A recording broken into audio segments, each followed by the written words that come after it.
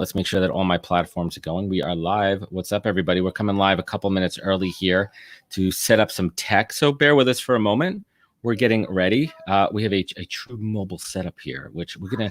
Enrique is gonna give us a tour of his mobile office in a minute. But let's see if it's streaming on my page over here. We are not in the article, so if you go to all activity, I see you, man. Yeah, we are live. Look at that. We are. What's up, everybody? We're coming live a couple minutes. So people aren't ready for us yet because we're a minute early, but this will give us a second to get it going. Absolutely, man. I'm sharing it in my page right now. Great. Boom. Perfecto. We're gonna give this a couple minutes to warm up here. You have the kiddos hanging out in there. Yeah, you could hear him. Lovely. I love it. He is literally right up the stairs here. So everybody, thank you for joining us on this Friday morning and a little earlier this morning in Flagstaff, Arizona. Enrique, you're from Venezuela, right? Yes, that is correct. Now, did you grow up? I think we're relatively close in age. I'm 41. I don't know if you want to share your age. I think we're relatively close in age. Yeah, did 38.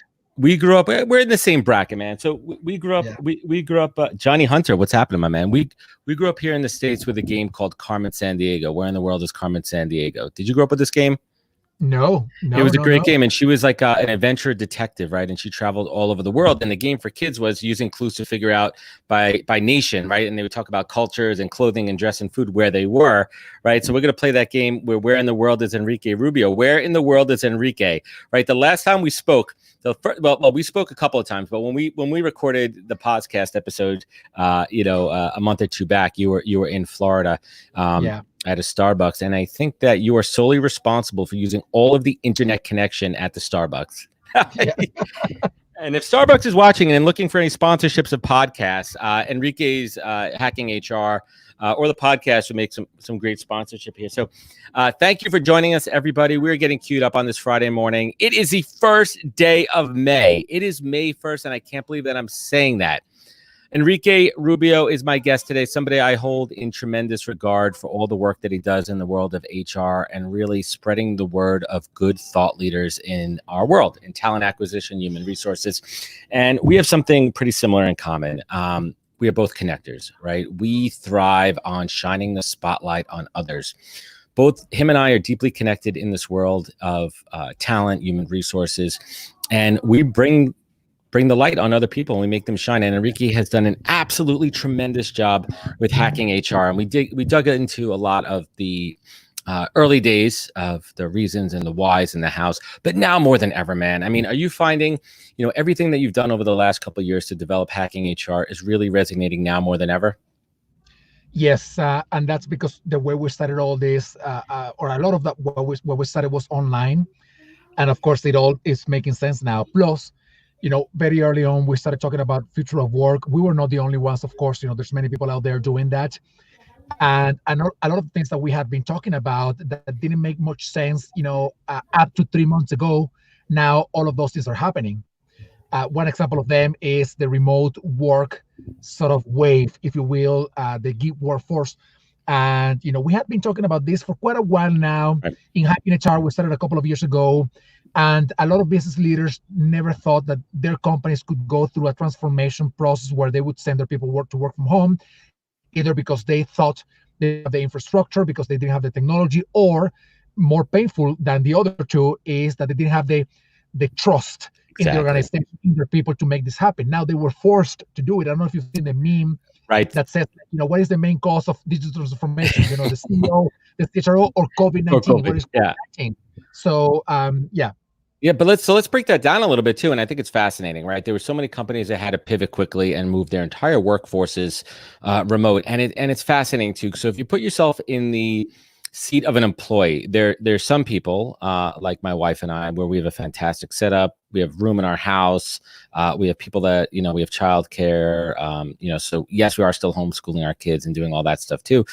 So it's really not that big of a deal for us. Plus, I've been working remotely and home for a long time, but there's so many people out there for a multitude of reasons where working remotely is just not right for them, right? They can either have poor logistics, right? They have poor, internet connection. They don't have a good place to work. They have, a lot of kids that they got to take care of. They have sick relatives and like so many different reasons. And you think about how that affects their performance performance, right? Their stress levels and everything, and how companies respond. And the trust thing is so interesting too, because yes, I believe, generally speaking, we're seeing that employees can be trusted, right? We're seeing they can be trusted. But on the flip side of that too, we're seeing how companies respond where some employees are having struggles. And now it's time for companies to shine. So let's backtrack a little bit. What are you doing to really stay in touch with all the thought leaders in your community and keeping your finger on the pulse of HR globally? Yeah, absolutely. And I want to go back to what you were saying before, but to answer your question, I mean, I have 10, 15, 20 calls every day, either with HR partners in other communities or with HR leaders, whether it is phone conversations or emails by the events that we're putting together, but we're inviting people. So, I'm hearing a lot of stuff from a lot of HR leaders and practitioners from all over the world.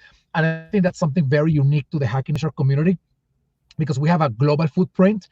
And let me give you one example. We just launched the Hacking HR Mumbai chapter, and we're going to be doing an event in Mumbai.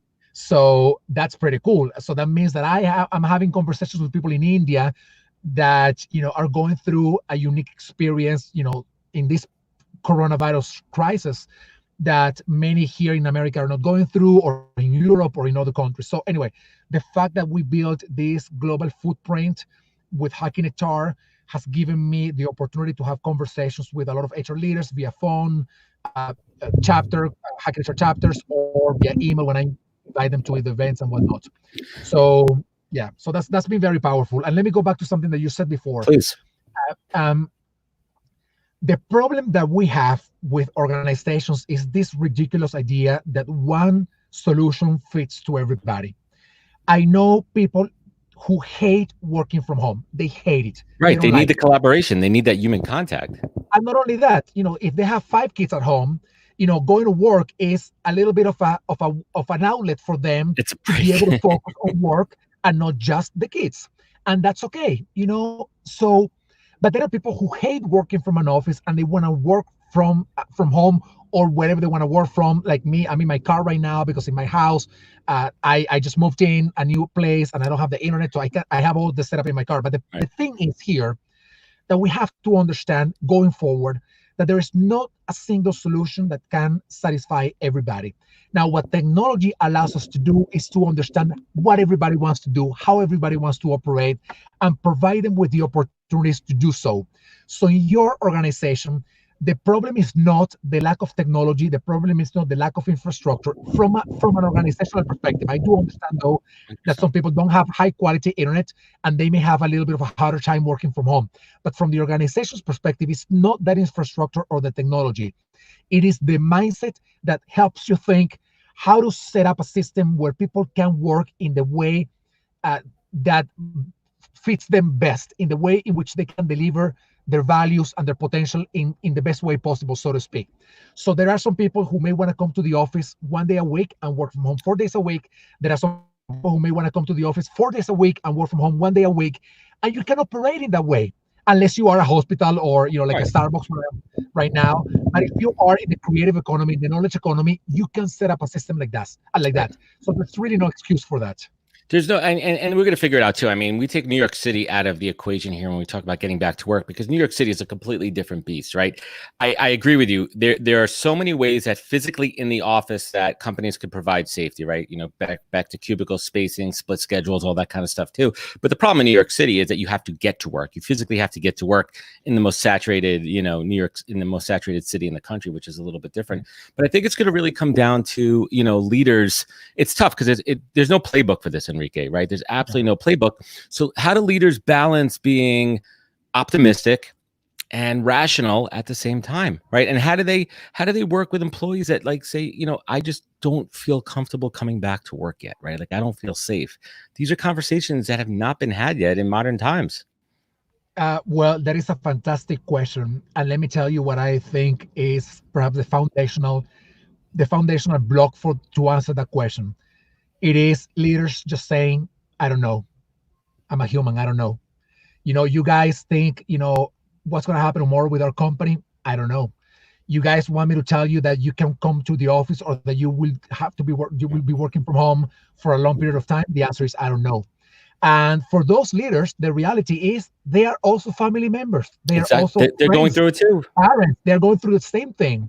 So when you tell them like, I don't feel ready to come to an office because I'm scared because of my health, they are going through the same thing. Now, the problem is when you try to sort of put a facade out there as a leader, trying to tell everybody that you have the answers for everything, or that you know how things will play out. And the answer to that is just simply say, be human, be vulnerable, be open, and tell your people, I don't know, I don't have all the answers. We are going to figure it all out together. And it is okay if we say that we need to come to the office next week, but then we find out that that's not a good idea. And it is okay if you're working from home and you can't connect to work at 9 a.m. like we have done, in the past, because now you have to be homeschooling your children, and at 9 a.m. is the prime time to be homeschooling your children. Now you are connected in the morning. 6 a.m. and then later on at noon. I don't know. So the thing here is that if we are able to go back to our basic humanity and say, you know what, we don't have all the answers, but we are all in this together in one way or another, and we are going to figure it out. I think we're going to be in a much better place than if we continue to put a facade out there by telling people that some leaders have the answers to what's going on, because that would be lying to themselves and lying to their organizations. Well, one thing that's that hasn't changed, right? Like true leadership is about being open, honest, and transparent with your teams. Right, the more transparent you are, and how you communicate. And another thing, like I'd love to hear from your perspective, what you're hearing from your community is how HR leaders are keeping that because we don't have the physical connection, but how they're keeping morale, spirit, and culture high within their organizations remotely. What are you hearing on the ground? Several things, and it's a complicated question because once again, the HR leaders themselves are going through this situation like everybody else is going through. But they are having more conversations one-on-one with their teams. They are trying to address mental health issues at work, which are at an all-time high now in this time of depression and anxiety that we're all going through. And they are trying to reframe the way that their organizations are working in order to make them more human and to make them more understanding of everybody's individual situations. I have this nice story. I didn't ask for permission to share it, but I think it's a nice story. Please share the story. You can leave names out. There's an organization, and the CEO has some kids, like you do, and a lot of parents, of course, are dealing with this in their realities. And in his house, the only place from where the CEO can connect from to address the company is from the bathroom, because it is in the bathroom where it is the only place in the house where he's away from his children for a little bit, and his children are not in his face, and whatnot. So this guy is putting a virtual background in the bathroom so that nobody knows that he's in the bathroom. The CHRO, whom I spoke to, she told me that she told to the CEO, don't put the virtual background. Tell everybody that you are connecting from the bathroom. Because when you do that, you are more human to them. You are just one more of them. Everybody. Everybody has a bathroom and goes to it. Yep. Everybody has a bathroom. So this is not the first time that I see that, by the way. We have one of our Hacking HR partners. She connects from the bathroom, and it is the funniest thing. And I love it because she's like, this is the only alternative that I have right now. So the point here is that a lot of HR leaders, what they're doing right now is they are trying to set up the mindset, the infrastructure, the system in the organization to let everybody know that we're all in this together in one way or another, and it is okay to just be human. It is okay to have to connect from the bathroom. It is okay to have your children in the background. It is okay to have the dog barking in the background. It is okay to have the cat jumping in the computer, because that's life. That's life. And we're all in it together, right? We're all in it, and it's the first. And there's no one better or worse. Right? Like we're all in it. Like I always say, like everything is canceled, right? So everyone is kind of on this equal page, right? Like, and obviously, there's socioeconomic, there's all these other situations, location, geography, and all that too. We lost Enrique. He is in his mobile setup. We're gonna wait for him to come back on here. So bear with us, hang with us for a moment here on the podcast. What else is happening, folks? It's a cloudy, rainy day here in New York. It's really not that exciting, but hopefully this show will bring you a little sense of fun. We're going to get Enrique back here in a moment. If you have any questions for Enrique Rubio, he is a power connector in the world of talent and HR. We're going to bring him right back in here. Where's Enrique? And we're back. Sorry, I mistakenly shut down the browser. I apologize for that. It's fine. And if anybody's wondering, we are not doing a live race car stream here because Enrique literally looks like a race car driver in his car now, right? I mean, that's literally what we're looking at here. So I want to get back to it, right? Again, I mean, here's your time to humble brag. How many members are currently in the Hacking HR globally? How many members do you have under you? We are inching to 90,000 people following us. Unbelievable. We don't have a membership platform yet because we never thought about doing membership approach. We're gonna be doing that this month. I can't believe that it's already May. But Crazy. We're gonna be doing a membership platform starting this month to have a better account of our members. But we have 90,000 followers. We have more than 85 chapters all over the world. Our goal for the end of this year is to have a 200 chapters all over the world. Fantastic. And we're getting to cities like Mumbai or in Bosnia Herzegovina, Kazakhstan, Oman, so places where people generally at least here in the United States, you generally connect with people that are in countries that you probably know very well, European countries, maybe some countries in South America, in Africa. But there are some areas where you generally don't necessarily network with because you don't know much about them or you don't have any link to connect with them. I don't know anybody here in the US who has connected with anybody in Kazakhstan, No. And we're building a chapter in Kazakhstan. That's incredible. Which is going to be connected to our community. So this is what we're doing, man. We're building community. We're bringing everybody together because fantastic, man. We're better together, man. We're better together. Yeah, I mean that's absolutely incredible too. So talking about hacking HR, right? Like where you're again, you're tapped into the community, you're tapped into the network. What innovations are you hearing coming out in the world of HR, talent recruitment? Because there's always a silver lining in any crisis and any negative situation. There's always a silver lining. So what are some of those innovations and great stories that you're hearing?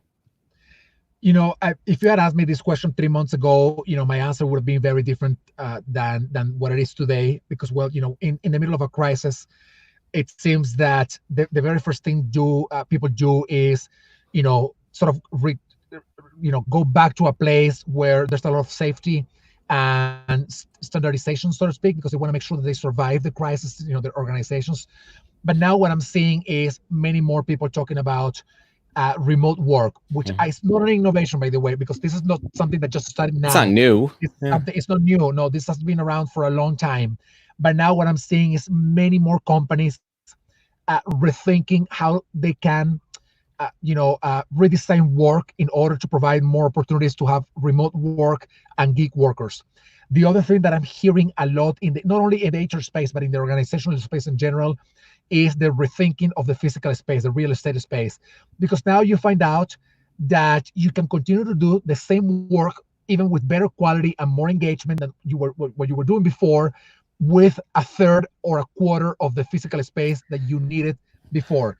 And, that environmentally, of course, that's way better. But also, from the financial perspective of the company, it is more powerful to just, go back down to, the minimum that you actually need and not having everybody come to the office. So these are some of the things that I'm seeing. But let's talk about the flip side of that too, right? There's such a power between human connection in the workplace, right? Physically connecting with your colleagues. Listen, we Zoom all day long and like everyone's doing it and everything. I mean, there's one thing with Zoom fatigue, but there's something to be said, and you hit on it earlier. Some people thrive in that physical office environment. Some people are not as productive at home. Some people need to see their team. Some people need to have that energy and be there too. So it's going to be a balancing act, man, because yes, productivity is high right now for a couple of reasons. One, because people want to, let's be serious here. Productivity is high because people fear losing their jobs. I'm very general statement there. Number two, productivity is high because the stats are showing that we're working longer. There's not a clear delineation between our day starts, our day ends, taking breaks. Like it's all continuous, man. Like previously, pre-COVID, you would have that delineation between getting up in the morning, getting ready, going to the office, being there, and coming home. So you would have those kind of social marks when you would shut your day off. Now, I mean, the stats are showing that people are working nonstop. They're working into the night. They're continuing to communicate. So I see the flip side of it too, people getting burnt out. And I think that's something we have to be really mindful of, right? Absolutely. And like I said before, there's no one solution for everything. And one thing that we're going to have to learn to do going forward is to understand our people very well and to build the kind of employee experience that is very personalized. And we can do it, by the way. I mean, there's no excuse not to do it, because now we have the technology that helps us understand, leverage on data to understand more and more about how people operate and customize solutions to each of them.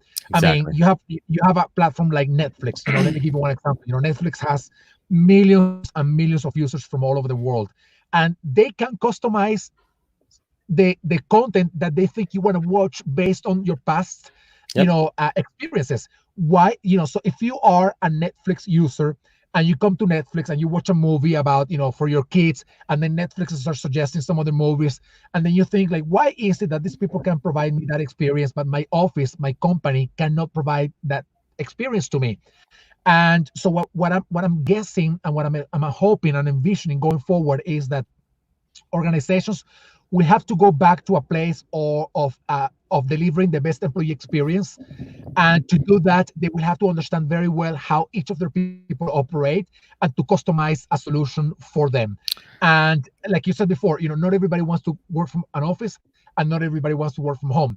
But you don't have to provide a solution that works for everybody. You have to make sure that you provide the opportunities for each of them and how they operate. Yeah, options, right. And you can't hold someone at fault if they're not ready to come back to the office yet. I mean, there's such a delicate balance here. So many unknowns, and shifting to HR's sister, talent acquisition. I mean, what are you hearing in the world of talent acquisition as far as companies continuing to hire, companies continuing the interview process? What are you seeing on that front? I see a couple of things. Well, actually, three things. One, some companies increasing their hiring.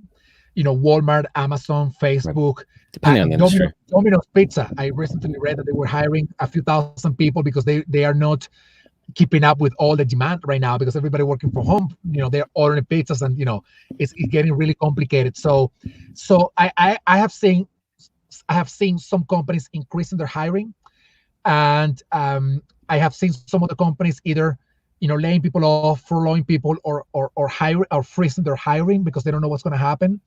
And in terms of the actual process for recruitment, I'm seeing a lot of the utilization of technology to do this process. And when I say utilization of technology, I mean right now you cannot bring anybody to a company for an interview, so you have to use either a Zoom call or whatever other video conference platform that you're using.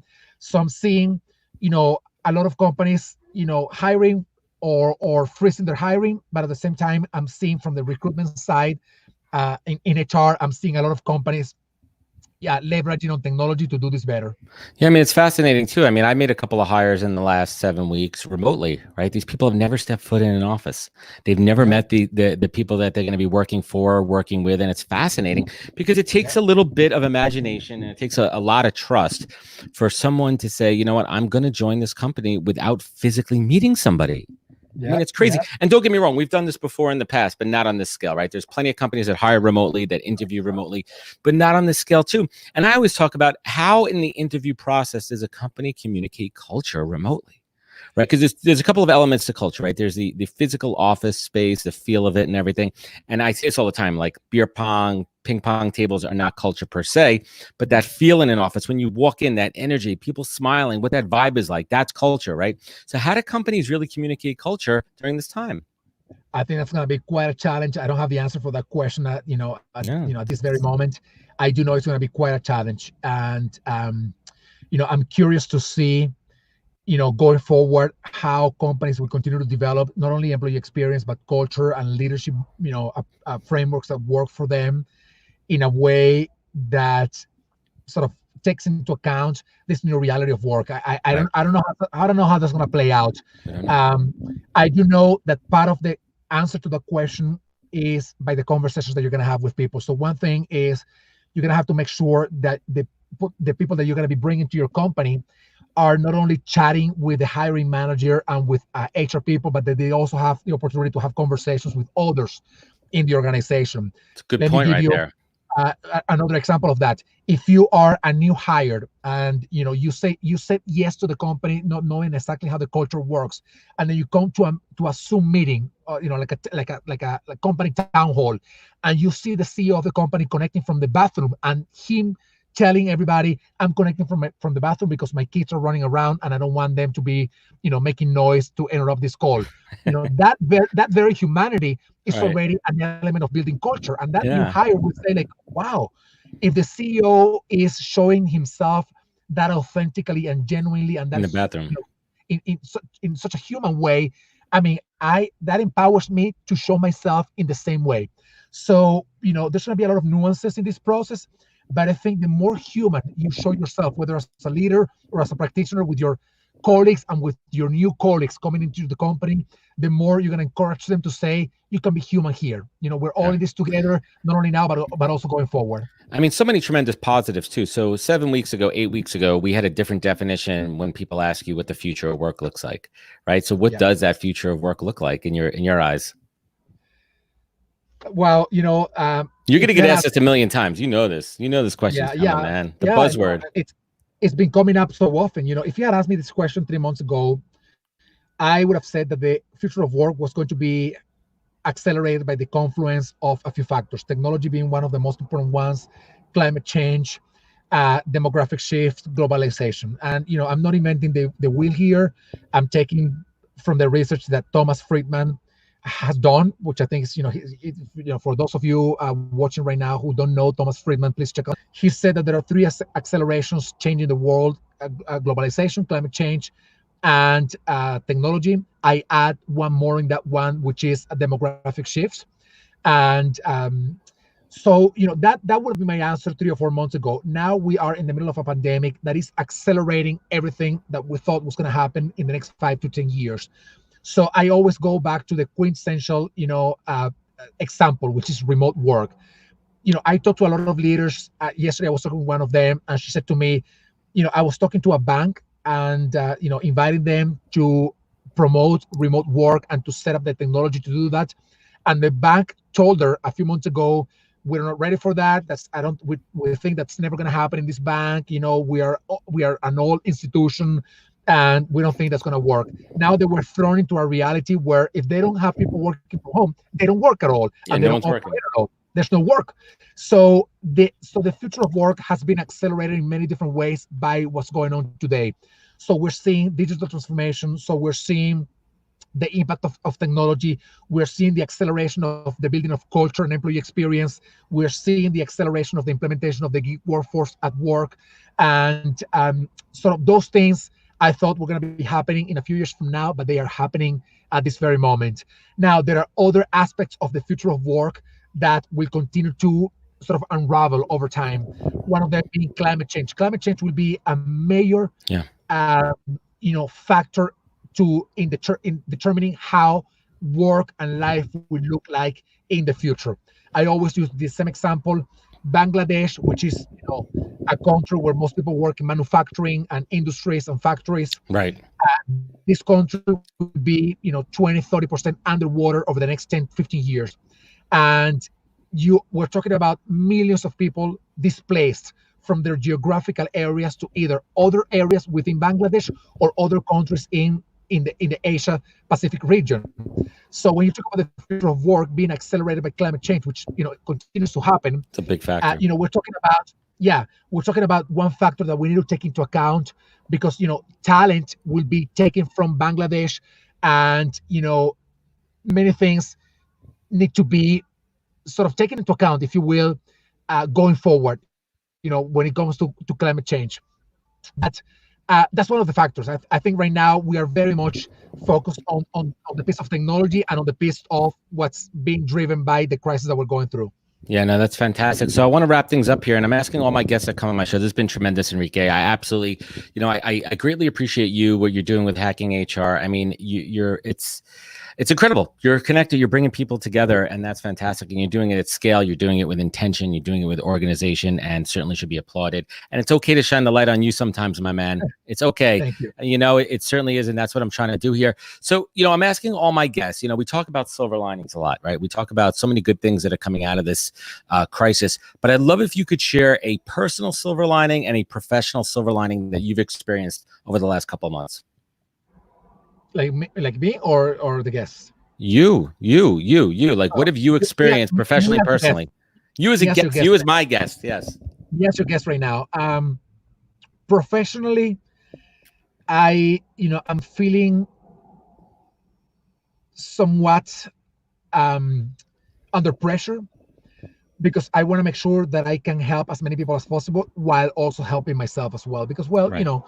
I'm part of society. I'm a human being. I'm a person. I have to, I'm also going through things. I'm also scared about what's going on, and I also feel fear about the what's going to happen in the future. So, but professionally, I feel under pressure, because I want to, I have the ability, I have the means, because I have the technology, I have the network to help more and more people, and that puts a lot of pressure in me. And it puts a lot of pressure in me because sometimes it's okay not to be able to deliver what you want to deliver, but I feel this need to, and this empowerment, but also this pressure to help others in whatever ways I can. So that's what's happened to me professionally. That's a silver lining, because, well, it's making me sort of rethink and rapidly evolve from the way I have done things in the past. Right, your personal evolution, right? We're all evolving here. We're all finding things about ourselves that we didn't know before, and we're finding the good things and the bad things, and we're finding our strengths, and we're finding where we break down. And something I always talk about, it's okay not to know, and it's okay to have a breakdown, because we're all going through it. And personally, man, right? I mean, I think you hit on a lot of these things. I mean, what have you found about yourself has been the most tremendous area of growth? The most tremendous what? Area of growth for you personally?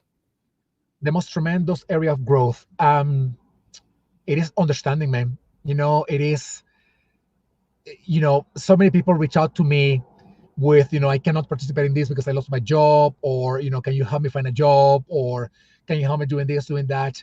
And the reality is that even though I want to help everybody, I can't. It's humanly I can't help everybody at the same time, because I don't have that bandwidth.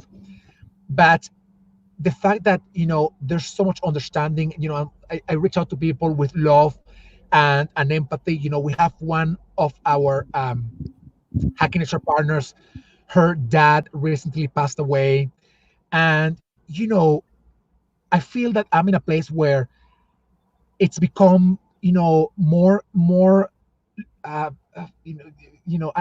I say easier, but I want to say natural for me to find words of comfort and soothing to people that are going through this. I don't know what would I have done 15, 20 years ago, if I had come across something like this. I don't know if I had been this empathetic back then.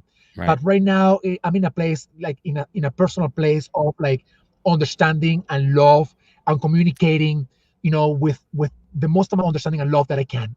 That's not always easy. I love it, man. But that's what I'm trying to do right now. Enrique, this is your purpose. This is your calling, man. You've been training for this for a long time, right? And now's your time to shine. So, on behalf of everybody, just want to thank you, man. Thank you for everything that you do for this community. Thank you for what you bring to the table, and keep on doing it. And anybody who's not familiar with Enrique, I certainly advise checking him out and checking out Hacking HR. Where can folks find you? Where can they connect with you? Where can they learn more, my man? Well, they can reach out to me via LinkedIn. That's my main means of communication. And actually, I'm adding my email in the LinkedIn chat, in the LinkedIn live chat, in case anybody wants to reach out via email.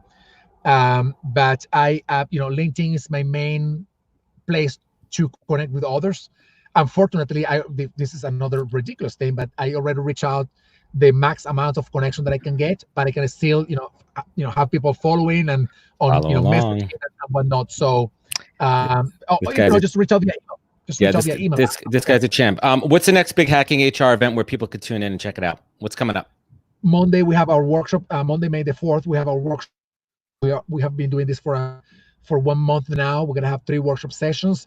And then we're doing an interview series as well. We're bringing amazing people. Next week, we have some amazing conversations. So just follow me on LinkedIn. I'm posting all of these things on LinkedIn. Yeah, follow along, everybody. Enrique, thank you so much for your time hanging with me for one moment here. And everyone tuning in, thank you for joining us, and everyone watching us on the replays. The replays crush, man. Everyone catches up later on. It's really awesome. And we post everything to YouTube, and there's picking up some volume there. And I really hope that everyone gains so much value from this. And if this is your first time hanging out with Enrique, I mean, I highly recommend following him and everything that he's doing with Hacking HR. If you're in this community, so many amazing leaders that he's bringing together. Again, everyone watching, thank you for spending a little bit of time with us on this Friday morning. I appreciate you and your time. You can find out more on thepodcast.com. Follow along on all of my pages, and we'll be back Monday for more. We got a really great lineup coming next week, and I'll drop that lineup over the weekend. Take care, wash your hands, and look out for each other. Be good, everybody. Thank you, Adam. Hang with me.